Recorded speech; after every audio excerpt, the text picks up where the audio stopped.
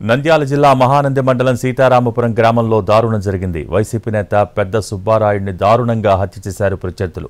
ఒకేసారి 40 మంది దుండగులు వచ్చి పెద్ద సుబ్బారాయుడు ఇంటిపై దాడి చేశారు. పెద్దగా కేకలు వేస్తూ తిడుతూ హల్చల్ చేశారు. రాళ్లతో కత్తులతో దాడి చేసి చంపేశారు. సుబ్బారాయుడు హత్యతో సీతారామపురం గ్రామస్తులు భయాందోళనలో ఉన్నారు. విషయం తెలుసుకున్న వెంటనే గ్రామానికి పెద్ద సంఖ్యలో పోలీసులు చేరుకున్నారు. నంద్యాల జిల్లా ఎస్పీ అద్రాజ్ సింగ్ రాణా సీతారామపురంలో పర్యటించారు. గ్రామంలో భారీగా పోలీసులు మోహరించారు.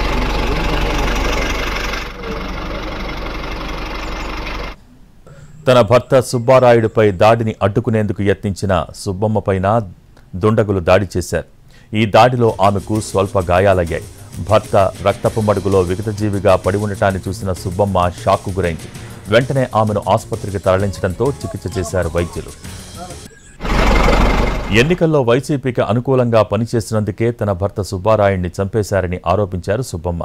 ఓట్లు వైసీపీకి వేయించినందుకే తన భర్తను చంపేశారని ఆవేదన చెందారు.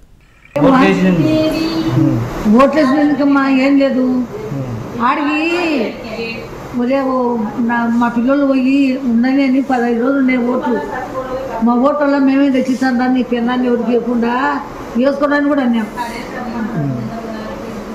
అంత చెప్పినాము అని నా కొడుకు ఆదాయం వల్ల